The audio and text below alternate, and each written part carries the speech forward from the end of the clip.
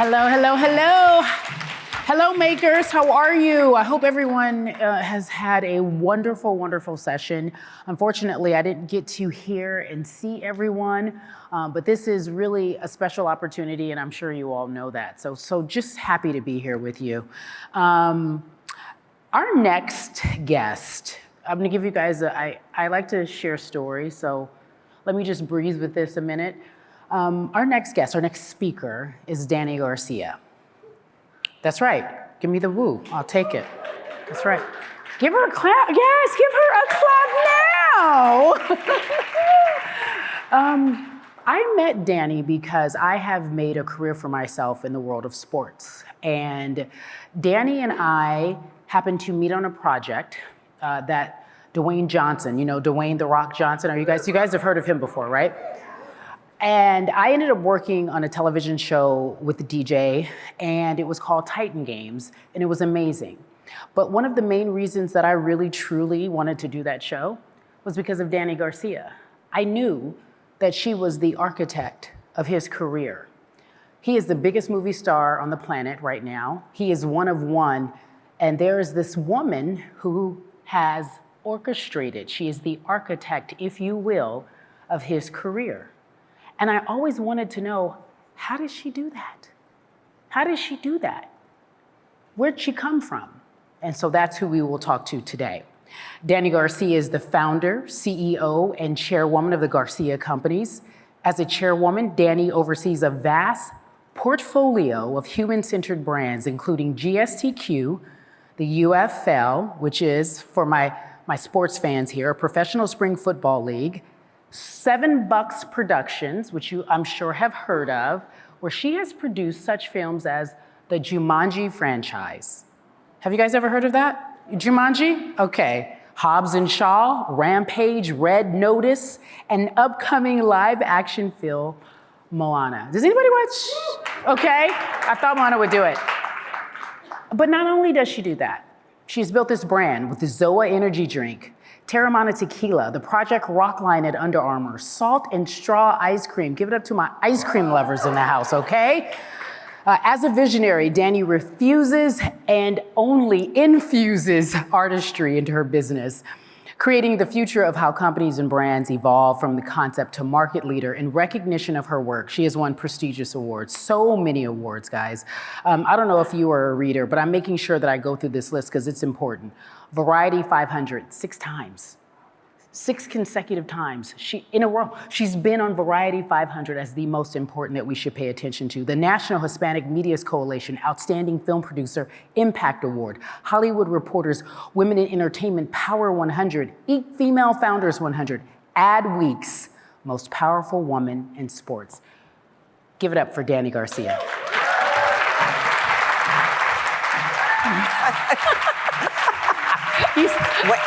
You said take your time. Me through your eyes. When I get to live through her eyes, it is truly a gift. Good afternoon, everyone. It's so wonderful to see you all. It's so wonderful to be here. Cari, thank you so much. Thank you, Dany. I wanted to mail home this point that she's all of that and a bag of chips, as the kid would say. One of my, as I mentioned briefly, one of the first times that I ever really interacted with you was on a project, but many folks don't know that you are the architect of Dwayne "The Rock" Johnson's career, and what you have been able to put on display now is something more, and I think it's beautiful. And so most recently, you have acquired, this is interesting, she is the very first female to own, I want to make sure I get this right, a professional U.S. sports league, the UFL. That's the United Football League. There are people, and in my world, I want you to know what that means. I know women who own franchises. I know that Kim Pagula may have a football team, and Jeannie Buss has a basketball team. She owns a league. Not a team, but a league. Congratulations to you. And I have to understand your origin story. Like the distance and what brought you here today. Well, you know, I think you had asked me this years ago. So Cari had asked me, you know, today when you see yourself, did you imagine that this would be you today? And I had shared with her, I said, yes. I didn't imagine it exactly, the specifics, but I always had this very, very strong appetite. The B side that I think is actually even more important is at the same time, I always felt I was lacking.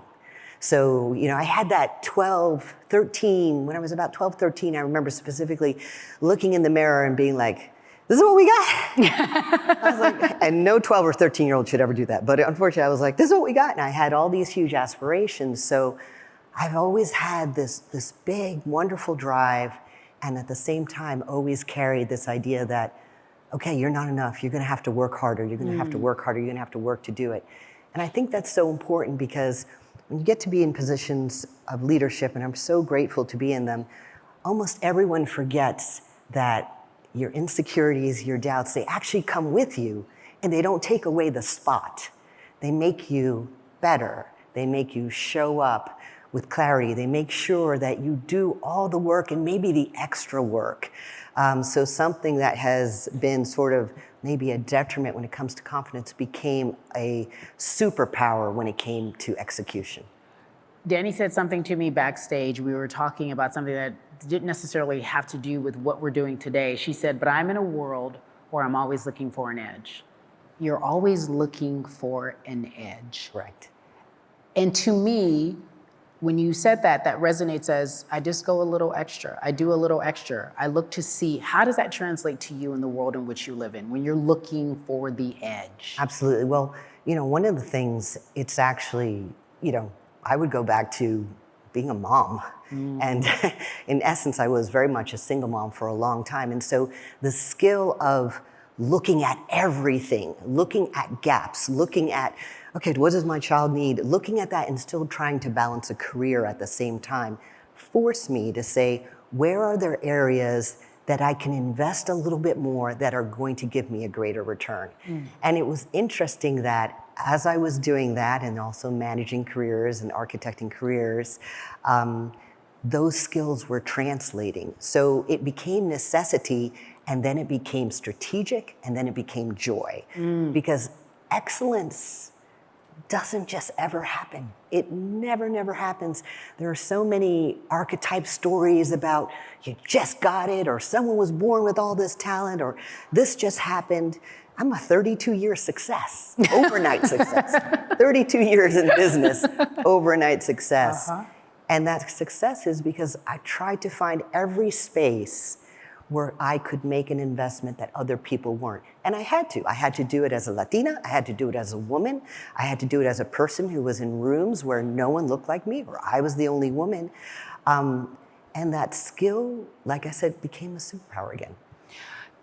A 32-year overnight success, right? Congratulations, you finally made it. Thank you. Nice to be here. That approach, that edge that you use, oftentimes, especially for women, marginalized women, can be used against them.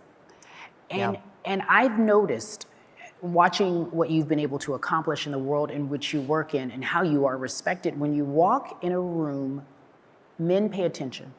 They want to know what you're saying. They want to know your thoughts. How have you been able to cultivate that level of allyship, that level of respect in this field, primarily entertainment and sports, that is so dominated by men? Thank you. I think, first of all, thank you for asking that question, and thank you for that acknowledgement. Because since I do work with predominantly male environment, these are real skills. So I could go back to being, first of all, being a young athlete helped me. But that, you don't have to be an athlete to sort of speak or look or understand.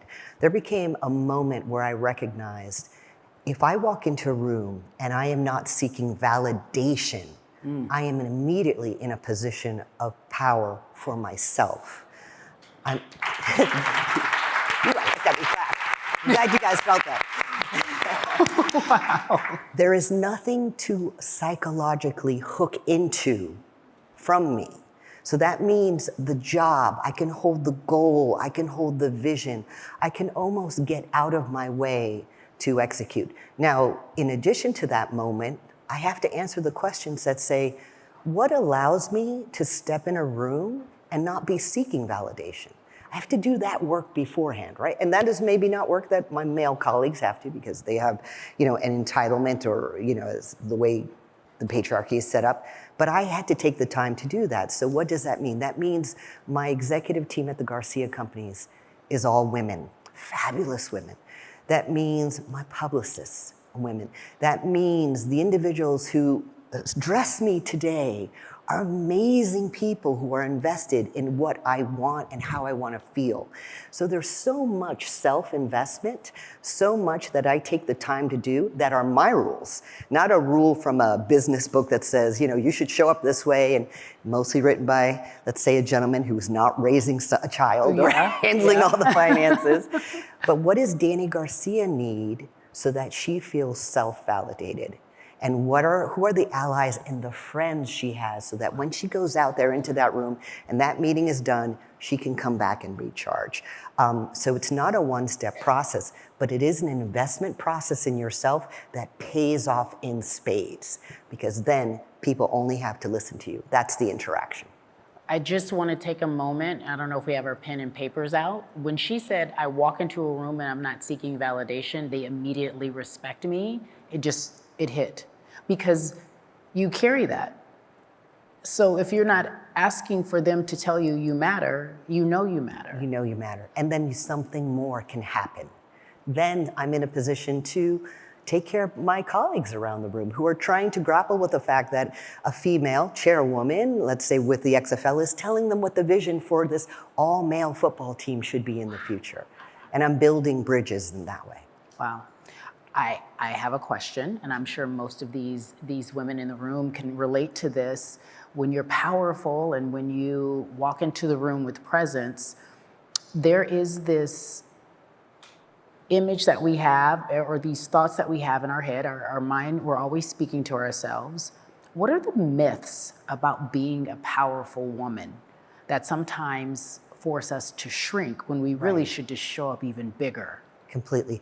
I think one of the important things is understanding the way a mind works, or your individual mind works, is the most valuable communication asset that happens in the room. I think as individuals get in the room and you're trying to either emulate an archetype or emulate another way of speaking, you begin to shut down all of these, let's say, perception points that you have. I see things very, very differently. So there have been many, many, many cases over the years where I have said an observation or said something and there's silence in the room. Yeah. And letting the silence be okay and saying to myself, this is not me, let them catch up. All of a sudden,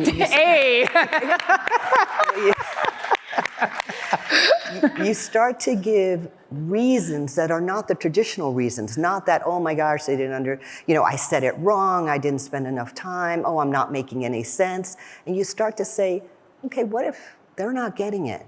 What if they don't understand? What if they got it wrong? More space, more space. You begin to create more space, you can be a calmer presence. Myself, I say this now after decades and decades of work, I was that person who went in the room and was looking to see, did they get it? Or looking to see, oh my gosh, did I get validation? Or, oh my gosh, they totally didn't understand me. I went into the room as Dwayne had come over into Hollywood. I went into the room as his ex-wife manager. So you want to talk about no one understanding. It would take 5 to 10 minutes of talking about return on investment and what we want to do with the film and how the film interacts with the studio to settle everyone down to get into that point, to get to a point of listening. And I'll give you this last thought and let you ask. And then what Dwayne started to do, he started to say, that's right, Dany. I started to get an ally. I'm jumping. You're going to ask me about allies. I do want to just say and give him the credit that one of the most powerful things he did was, even if he didn't understand the concept, or he trusted me enough to say, that's amazing. You're absolutely right. And get those minds open and get those minds thinking. How simple is that? Just one person, one man in the room saying, that's right. Yeah. Makes sense. Makes sense. I hear what you're saying. I hear what you're saying. And he trusted you because he knew you knew. Yes. How do you get that in the common workspace? How do you find those male allies that can speak on your behalf when you're not in the room and also promote you when you are in the room. Absolutely. So let's talk about the difference between friends, friendship, and allies in a professional space. My execution in professional spaces, friendships could develop, allyship is a necessity. And that has less to do with strategic maneuvering and everything to do with the clarity of vision. What I ask from my male colleagues is, if I have a vision and they have adhered to it and they see the benefit of what my leadership is bringing, to align with me to that vision, to sit side by side with me to that vision. And through that execution, when there's conversations that are veering off away from that shared vision, I am then making a correction or giving a cue to my ally to say, hey, you and I agreed on this. This execution, is not actually going to work for us. It becomes less about them and more about what we are sharing together and where we want to achieve. Through that consistent investment, walls begin to come down. And now I have an ally for, maybe it's not a completely shared vision, but I have someone who has my back. And it's taken years. It has taken years. And dedication, self-dedication in myself, belief in myself, belief in my vision, and doing the work and articulating. One of the things we have to put down, and it's okay, I put it down, the fact that I will have to take 10 to 15 steps when a colleague only has to take one step. But if I'm gonna take 10 to 15 steps, how much more can I get out of that 10, 15? So that when I do that one step, when I take that one step, I go that much farther. Using those challenges to see how I can get a bigger payoff in the end. As you tell your story and what you've experienced, what I'm listening to is someone who knows it does take a little more work, but it's the positivity. Yes. And it's the purpose in those few more steps. So it doesn't feel exhausting.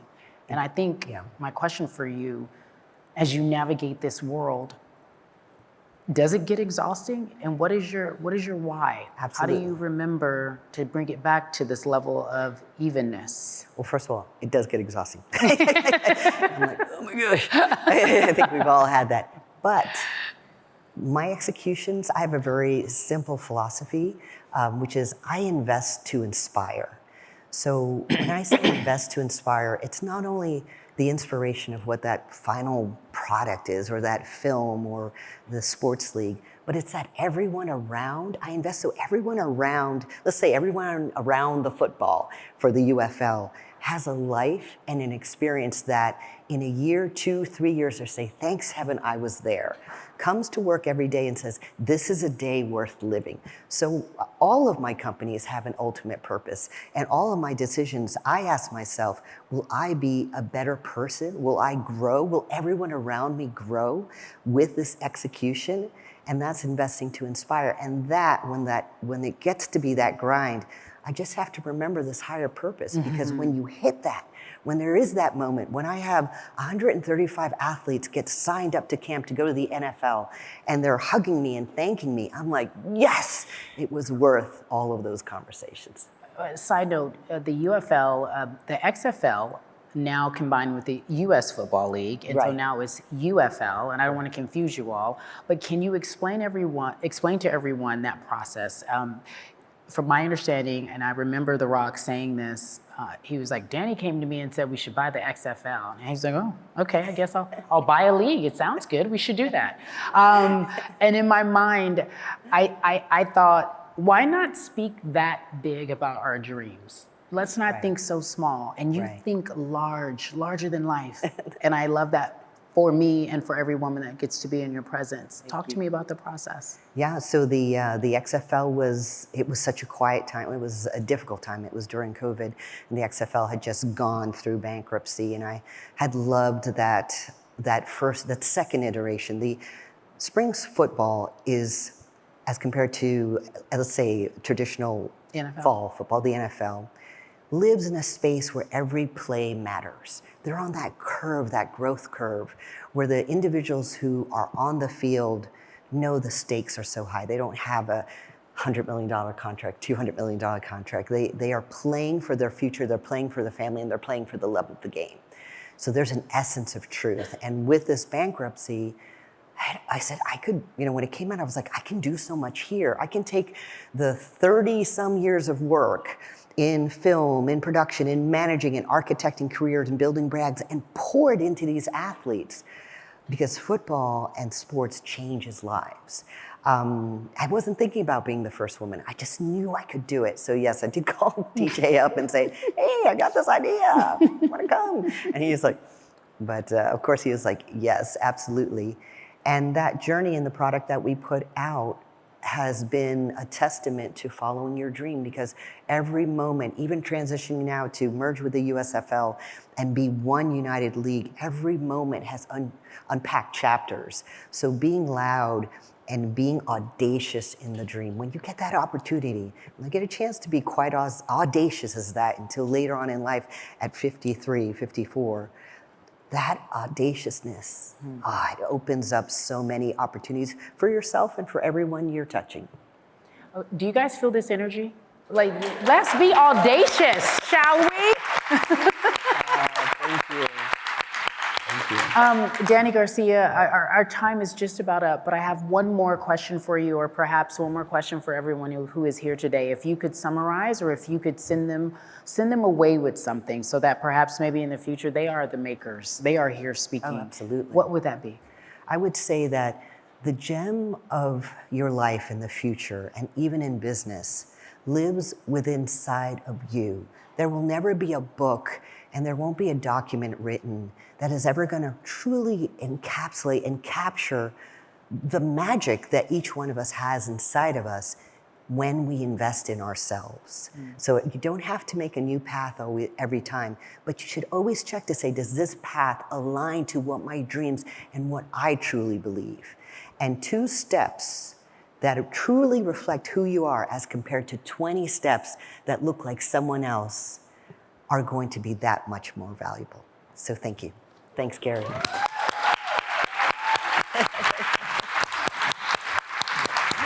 Dany Garcia, guys! Thank you! Thank you, sweetheart. Thank you!